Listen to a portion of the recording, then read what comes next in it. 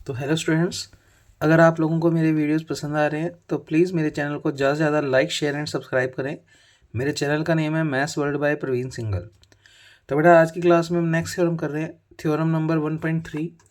Paper में या तो ये स्टेटमेंट लिखा हुआ आएगा या फिर आपको सिर्फ ये लाइन लिखी हुई आएगी और इस लाइन का मतलब भी इसी स्टेटमेंट से है। तो पेपर में अगर ये तरीके से आपको थ्योरम पूछा जाता है तो आपको खुद इस स्टेटमेंट को समझकर ये सोचना होगा कि हमें ये बातें प्रूव करनी है। तो देखते हैं दोनों ही स्टेटमेंट। देखो, अगर क्वेश्चन इस तरीके से आ जाता है फिर तो बहुत ईजी है। ये कह रहा है कि कोई ए कोमा बी क्लोज इंटरवल है जिसके कोई दो पार्टीशन P1 और P2 पार्टीशन है इंटरवल ए कोमा बी के। मतलब इस इंटरवल के दो पार्टीशन है P1 और P2।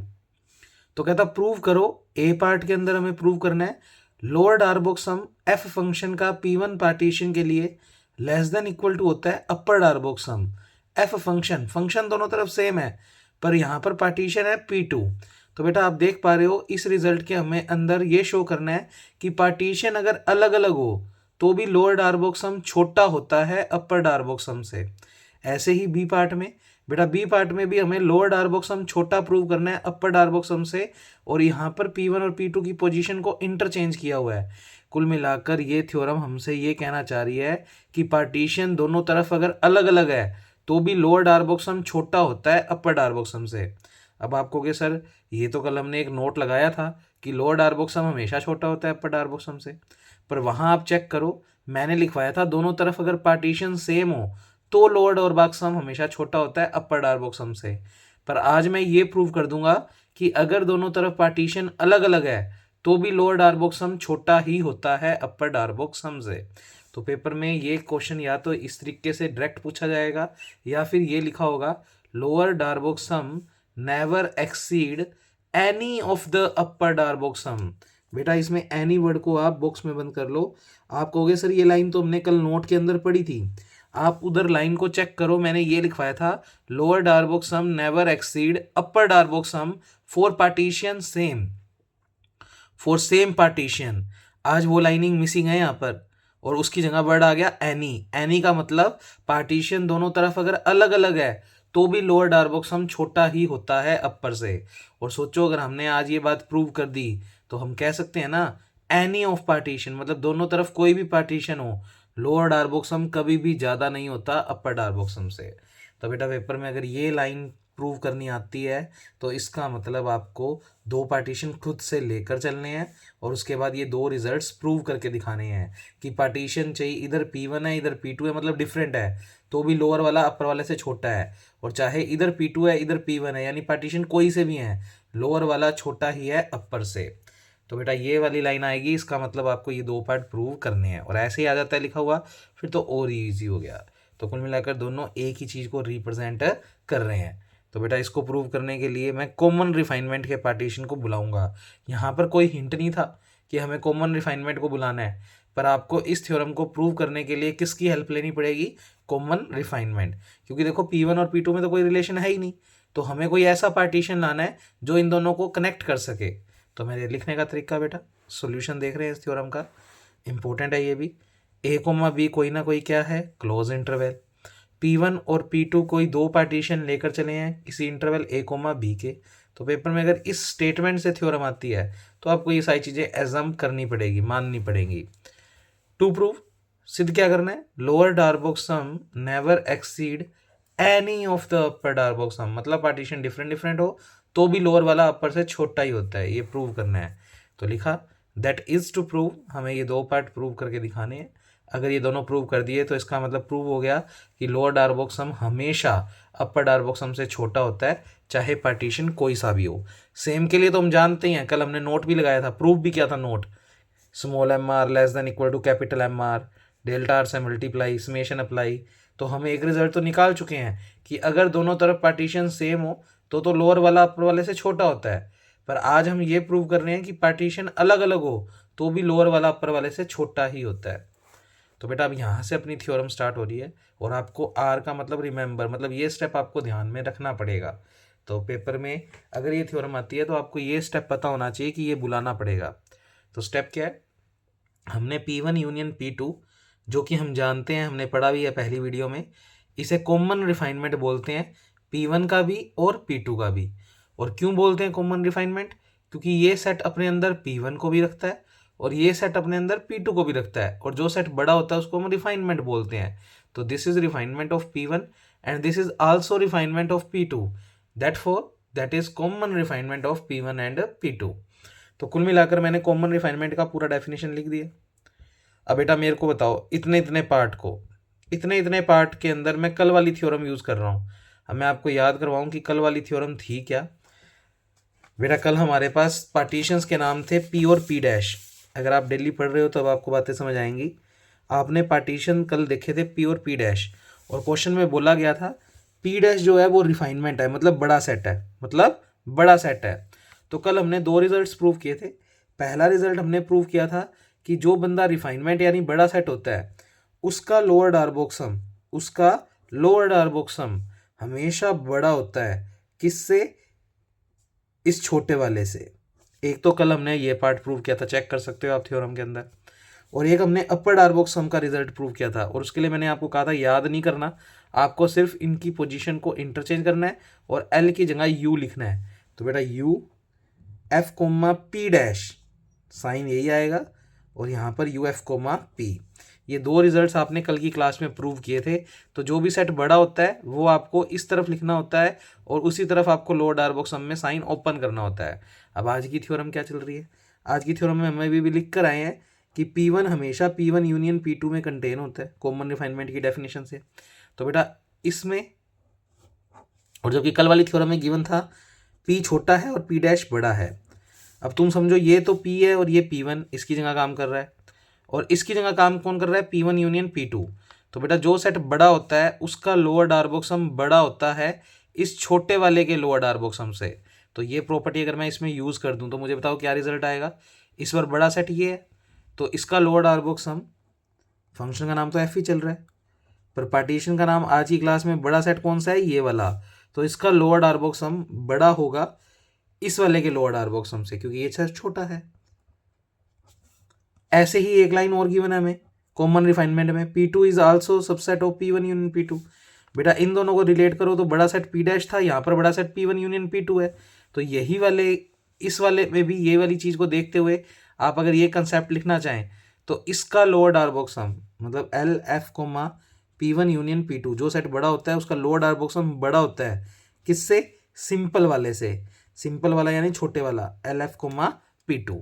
तो बेटा मैंने इन दोनों स्टेपों में कल वाली थ्योरम का यूज़ करते हुए कल यही प्रूव किया था मैंने कि जो सेट बड़ा उसका लोअर डार्बोक्सम बड़ा किससे? छोटे वाले के लोअर डार्बोक्सम से।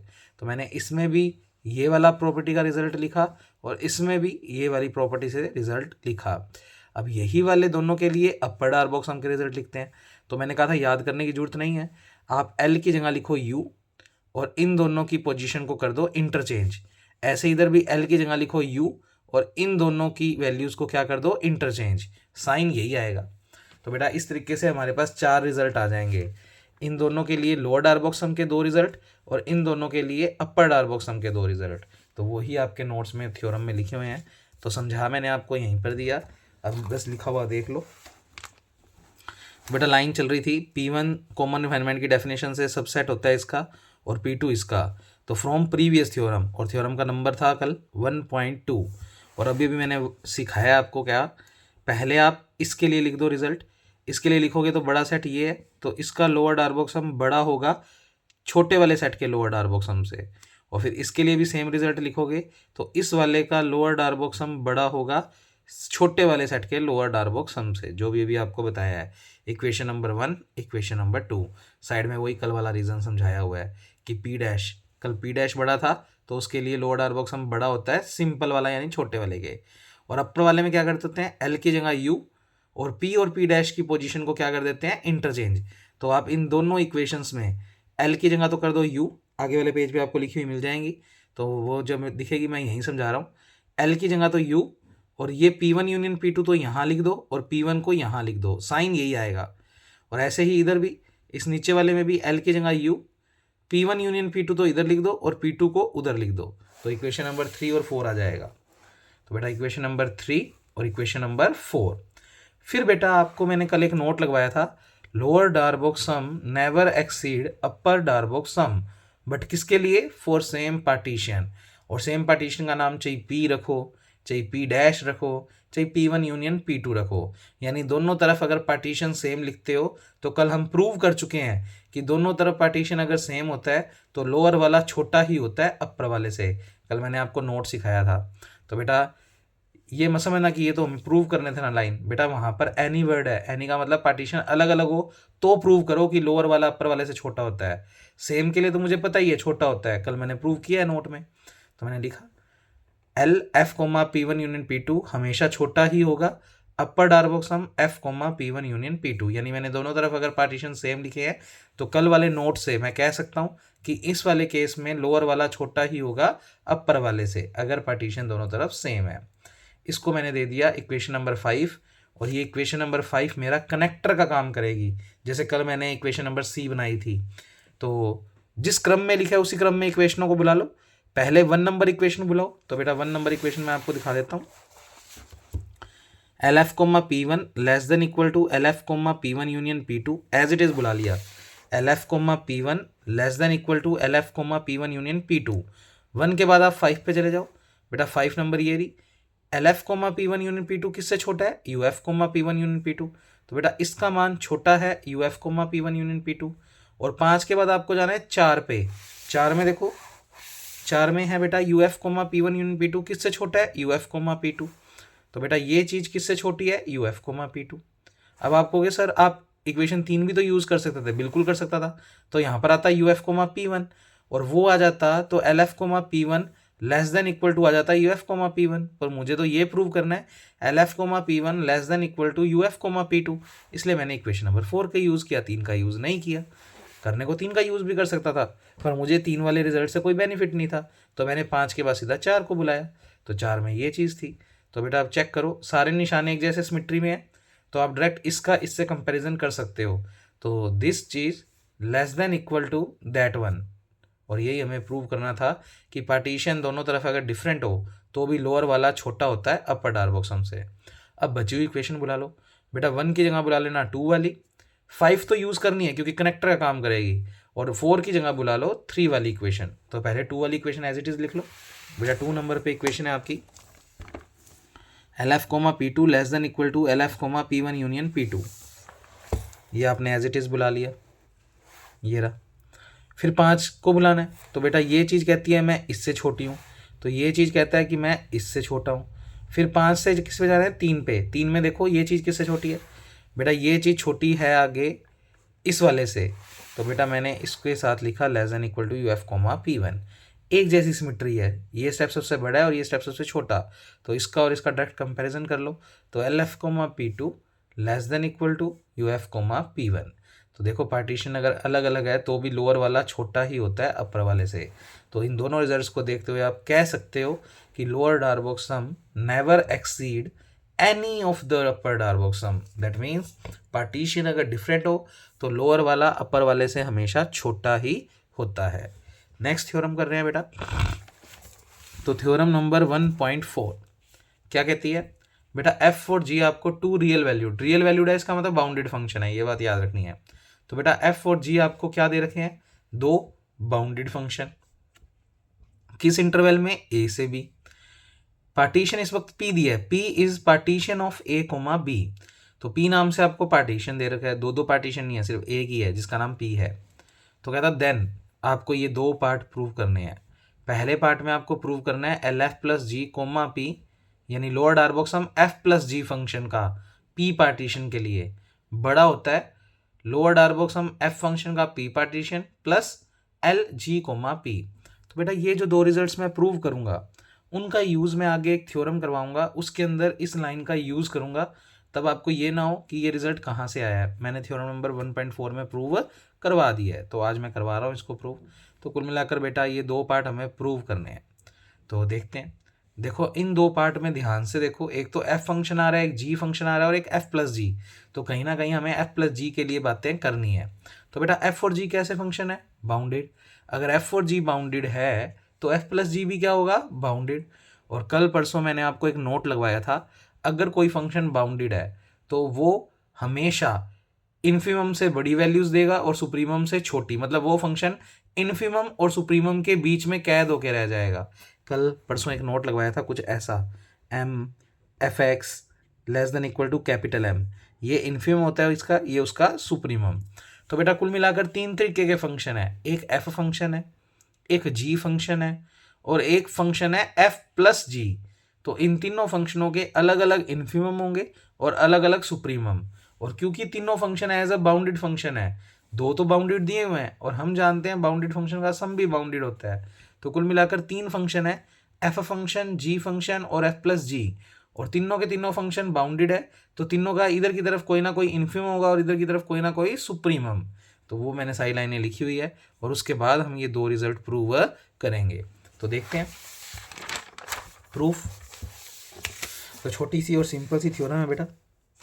सबसे पहले मैंने लिखा गिवन में एफ और जी मुझे दे रखे हैं 2 रियल वैल्यूड बाउंडेड फंक्शन, किस इंटरवल में, ए से बी। और फिर हमने लिखा we know that sum of 2 bounded function is also a bounded function.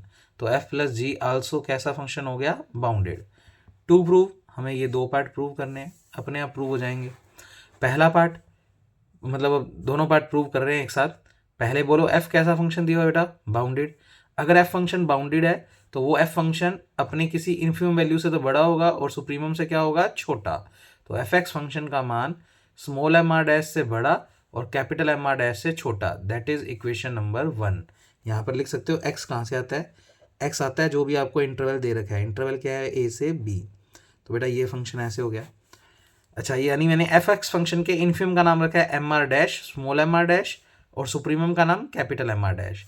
और ये बाउंडेड फंक्शन की डेफिनेशन होती है कि अगर कोई फंक्शन बाउंडेड है तो उस फंक्शन की हर पॉइंट पर जो भी वैल्यू आएगी वो इन्फीमम से तो बड़ी और सुप्रीमम से हमेशा छोटी आएगी। अच्छा, जी फंक्शन भी कैसा दे रखा है, बाउंडेड। तो आप चाहे ऐसे लिख लो, F is bounded in A comma B, तो उसके लिए ये लाइन लिख सकते हो, G is also bounded in A comma B.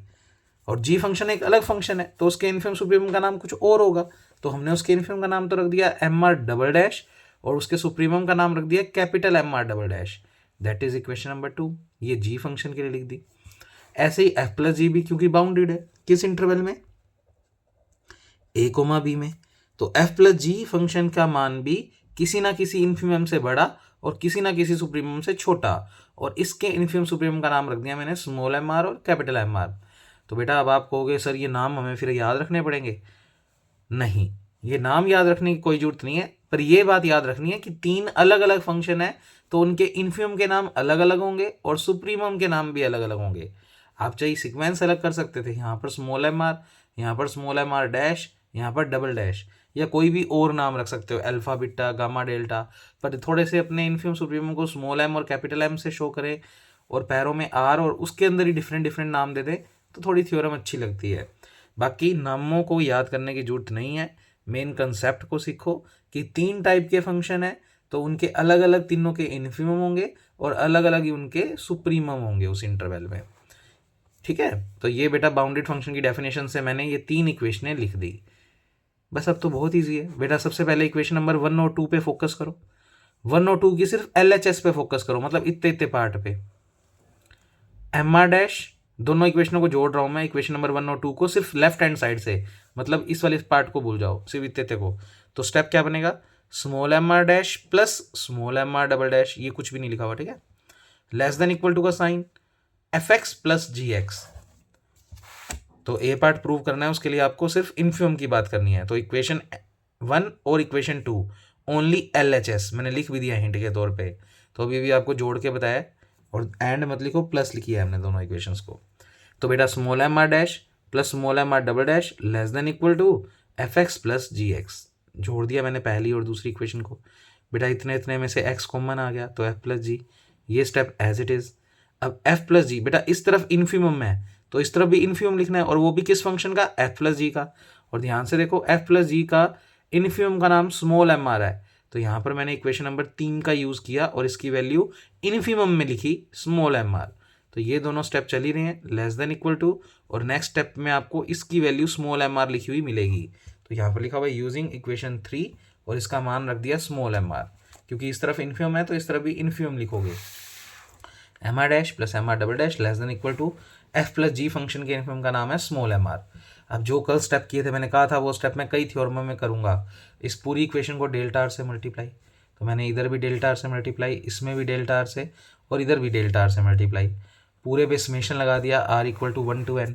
तो बेटा इस स्टेप में भी summation R equal to 1 to n, इस स्टेप पे भी summation R equal to 1 to n, और यहाँ भी summation R equal to 1 to n। अब ध्यान से सुनना, मैं पीछे उधर की तरफ जाके नहीं दिखा रहा वापस। बेटा ये सारे के सारे इन्फिमम है। स्मॉल एम आर डैश का मतलब आर की जगह 1 रखोगे तो m1 dash, m2 dash, m3 dash. और बेटा आपको पता है ऐसा ऐसा फॉर्मूला कोई लोअर डार्बोक सम का होता है जिसमें इन्फिमम आता है और लेंथ ऑफ इंटरवल आती है। और एम आर डैश किस फंक्शन का इन्फिमम है? एफ का। तो बेटा ये लोअर डार्बोक सम का फॉर्मूला है एफ फंक्शन के लिए, और पार्टीशन तो पूरी थ्योरम में एक ही चल रहा है पी। ऐसे इसकी बात करते हैं बेटा। Small M R double dash तो है तो ये लोअर डार्बोक सम, पर एम आर डबल डैश किसका इन्फिमम है? जी फंक्शन का। तो ये जो है वो लोअर डार्बोक सम फॉर्मूला है पर जी फंक्शन के लिए, और पार्टीशन तो पी ही चल रहा है। फिर लेस देन इक्वल टू का स्टेप चल ही रहा है। अच्छा, स्मॉल एम आर आपने किसका इन्फिमम माना है? एफ प्लस जी फंक्शन का। तो ये भी लोअर डार्बोक सम का फॉर्मूला है पर एफ प्लस जी फंक्शन का। तो lower Darboux sum F plus G function, partition क्या ही चल रहा है? पी। तो बेटा यही हमारा ए पार्ट का रिजल्ट था कि दो फंक्शंस के सम का लोअर डार्बोक सम बड़ा होता है किन से? दो अलग अलग लोअर डार्बोक सम के सम से। मतलब एफ का लोअर निकालो, जी का लोअर निकालो, उनका सम करो, उनकी वैल्यू हमेशा छोटी होती है अगर हम सम वाले फंक्शन का लोअर डार्बोक सम निकालें तो। अच्छा, बी पार्ट में रिजल्ट तो याद अभी कर लेते हैं। बेटा एल की जगह सारों में यू कर दो, और एफ प्लस जी फंक्शन तो इस तरफ आ जाएगा और ये दोनों उधर आ जाएंगे। तो कुल मिलाकर लोअर वाले में तो एफ प्लस जी वाला बड़ा होता है, पर अपर वाले में एफ प्लस जी वाला छोटा होता है बाकी दोनों फंक्शनों के सम से। तो एक रिजल्ट हमेशा याद किया करो, दूसरे को अपने इस तरीके से सिमेट्री से याद रख लिया करो। एल की जगह तो क्या कर दिया? यू, साइन भी चेंज कर दिया, बस ये बात याद रखना। तो सारे एल की जगह आप यू कर देना और साइन चेंज कर देना। पर पार्ट प्रूव कैसे करना है वो देखते हैं। बेटा जैसे मैंने 1 और 2 को जोड़ा था और LHS से जोड़ा था, अब की बार मैं 1 और 2 की RHS को जोड़ रहा हूँ। तो देखो F X plus G X less than equal to का साइन आएगा, capital M R dash plus M R double dash. तो यहाँ पर 1 एंड की जगह प्लस का साइन लगा दो और 2 और ओनली RHS से जोड़ दो। तो F X plus G X less than equal to, ये कैपिटल एम आर लिखा हुआ है तो capital M R dash plus capital M R double dash. तो यहाँ थोड़ी सी करेक्शन करो बेटा, ये सारे स्मॉल एम लिख दिए, पूरी थ्योरम में कैपिटल एम आएंगे। तो आप यहाँ से मत लिखो, मैं लिखवा देता हूँ ये पार्ट बेटा। आप 1 और 2 को जोड़ो और RHS से जोड़ो, थोड़ी सी करेक्शन है इसलिए मैं यहाँ लिख ही देता हूँ, आप साथ साथ नोट कर लेना। तो 1 और 2 की RHS को जोड़ोगे तो F X plus G X less than equal to M R dash plus M R double dash. फिर बेटा इसमें से वही एक्स कॉमन आ जाएगा तो एफ प्लस जी, बिल्कुल सेम स्टेप जैसे लोअर वाले के लिए किए थे, capital M R dash plus capital M R double dash. फिर बेटा इसका मान समीकरण 3 से, इस तरफ सुप्रीमम है तो इस तरफ भी सुप्रीमम, और इसके सुप्रीमम का नाम है कैपिटल एम आर, आप 3 में देख सकते हैं। यहां तक पहुंच गए। सेम तरीके से पूरी इक्वेशन को डेल्टा आर से मल्टीप्लाई, तो आप लिखोगे मल्टीप्लाई बाय डेल्टा आर, और फिर नेक्स्ट स्टेप में taking summation R equal to 1 to n on both sides. मैं दोनों स्टेप एक साथ लिख देता हूँ तो आप बात समझ ही गए हो। Summation R equal to 1 to n लगा दिया और डेल्टा आर से कर दिया मल्टीप्लाई। इस स्टेप में भी समेशन लगा दिया R equal to 1 to n और डेल्टा आर से मल्टीप्लाई। इस स्टेप में भी summation R equal to 1 to n और डेल्टा आर से मल्टीप्लाई। अब बेटा यहाँ पर सारे कैपिटल एम आ रहे हैं, दैट मीन्स पक्की बात है कि ये अपर डार्बोक सम के फॉर्मूले हैं। अब कैपिटल एम आर वाला जो है वो U F plus G function का सुप्रीमम है, तो ये अपर डार्बोक सम की डेफिनेशन है, पर फंक्शन एफ प्लस जी, पार्टीशन तो पी ही चल रहा है, लेस देन इक्वल टू का साइन। एम आर डैश बेटा किसका था? एफ एक्स फंक्शन का, और कैपिटल एम आर है यानी सुप्रीमम, तो अपर डार्बोक सम यू एफ फंक्शन का पी पार्टीशन के लिए, और डबल डैश वाला जी फंक्शन का सुप्रीमम है, तो ये भी अपर डार्बोक सम का फॉर्मूला जी फंक्शन के लिए, पर पार्टीशन क्या चल रहा है? पी। तो बेटा यही पार्ट आपको प्रूव करना था, तो इसका डेरिवेशन मैंने आपको लिखवा के करवा दिया है। तो यहाँ पर ये थ्योरम ख़त्म होती है और आज की वीडियो भी यहीं ख़त्म कर रहे हैं। Okay, thank you class.